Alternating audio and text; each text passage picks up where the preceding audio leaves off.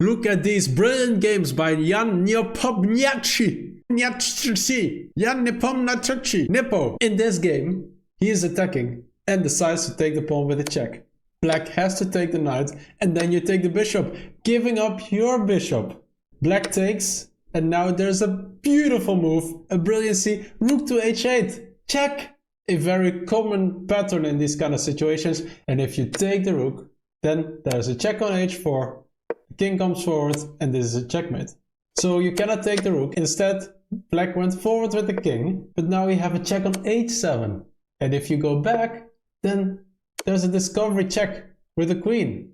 You have to take the rook, but now the king is so vulnerable and you bring in this bishop in the game. Check. The king has to go back.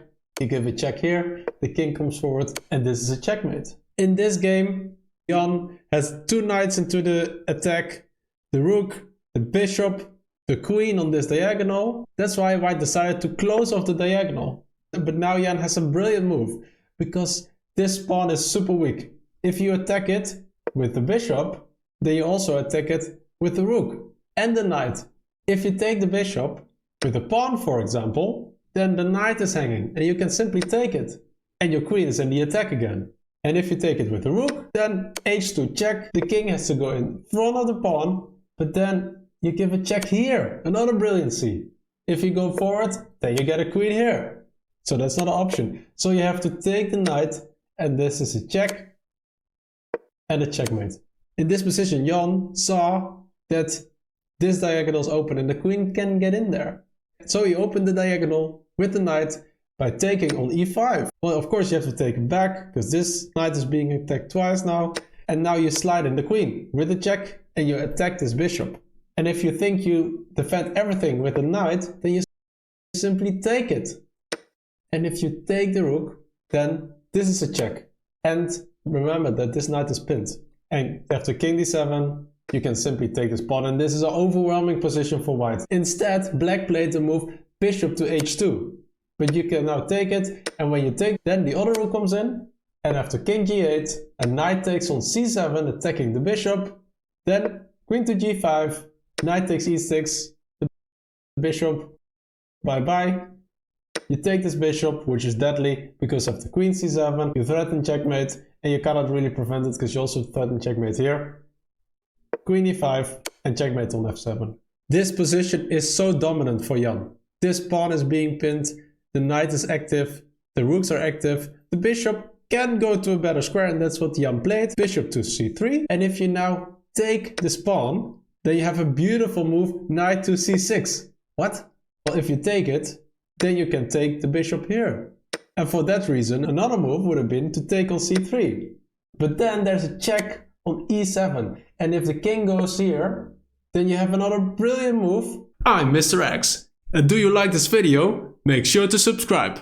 Queen to g6, check, takes checkmate. Wow. Well, that's what black saw, and it's not what happened. Instead, black played king to h7 right away. But now there's another brilliancy, knight e6. And if you take it with the pawn, then the queen comes in, king g8 and f takes e6. And this wins material because the queen is attacked and you also attack the bishop here twice. So this is winning. Instead, black took on c3. Now you take the bishop, and when the rook goes to g8 to protect the checkmate from the queen and the knight, then you have the beautiful move f6. And it ends like this. You take the knight, you take the pawn, and now the queen has to move, for example here. And then you slide in the pawn, the rook has to move, attacking the queen. Well, you simply step aside with a check, and here you move in the other pawn, and this is simply winning, because you promote two pawns. In this position, Jan played the wonderful move e5. And perhaps you're thinking, well, what happens after bishop b7? Well, that's what black played. Well, then you slide aside the queen. But then your pawn simply hangs, right? No, because you take the pawn on e6. Brilliant move. If you take it back, then the queen comes in. King f8, and now the bishop comes in. And how are you gonna defend for mate? Well, to move aside the bishop, because then the queen protects the f7 square. That's what black did. But now you have another brilliant move, rook to d7. If you take with the knight, this is a checkmate. If you take with the queen, well, then you win the queen. And this is a winning position for white. Here Jan plays against Fedoseev. And after the move h5 trying to attack, the rook is already active, the queen is active, the knight is good, bringing the pawn into the game. Fedoseev played queen to e6, which is not a good move, because here Jan decides to sacrifice the knight. How? Well, he plays h6. The best move would have been g6, but then white is super active and definitely has the better of the game.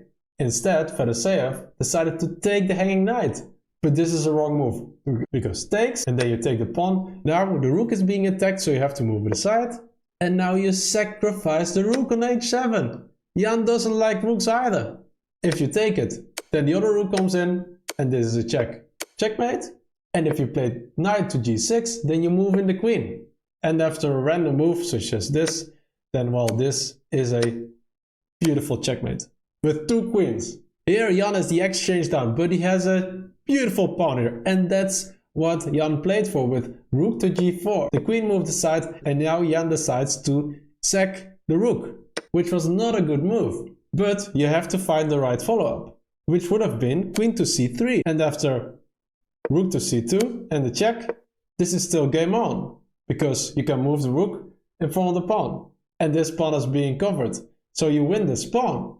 But that's not what black did. Black took the rook, and now there's this beautiful move, rook d8, and there's nothing you can do. If you take, you will get a queen, and if you give a check, well, you will escape the checks here on c2. There's no check for black. It rhymes, but it's a good move. So there's nothing you can do. For example, after queen f2, yeah, you take the rook with the check. In this game, Jan is on the offensive. What an attacking player. The queen is already on this diagonal, the rook is into the game, this knight is into the game, the bishop is aiming at h6, let's bring in the other knight. Here black tries to counterattack with taking the pawn. And you cannot take it, because this is a checkmate, watch out. So instead Jan played bishop takes h6. Black took the pawn, and now Jan decides to pin the bishop to the queen. This is a difficult position for black. So black decides to take the bishop, but now there's another brilliant move. Takes on e5, get rid of that rook. And after queen takes, look at the open position of black. Look at these active knights, the rook into the game, the queen into the game. You can now simply take the pawn, you can take the rook, and after queen g7, you play back the rook to prevent the back rank checkmate. You cannot take this knight, because this is a checkmate. Yeah, and Jan went on to win this game. Here Jan plays the move rook d to h1. If you take this pawn, you simply go here. There is no attack for black. And look how vulnerable black is on this side. So that's not an option. Instead, black decided to defend this pawn. Jan decides to defend this square now. And after the move c5, Jan had enough and sacrificed the bishop. If you take with the pawn, there's a check here. And yeah, this is game over in a few moves. Takes, check, and you cannot escape. This is a checkmate.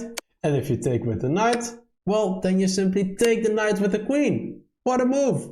H takes, and then you have a similar mating pattern over here. So instead, black decided to bring in the rook to defend, but now you can simply take this pawn. Another brilliant move! The bishop takes h7. If you take with the rook, then there's a check here. And if you would go here, then this is check, check, check, check. Well, you basically take the whole file. And if you take with the knight, then you have another brilliancy, rook to g3. If you take the rook, then we take the knight, and the king goes to f8. And now you have a double attack on the rooks, here and here. You see that? If you take here, then you take the other rook with a check, and this is game over, with such an open king.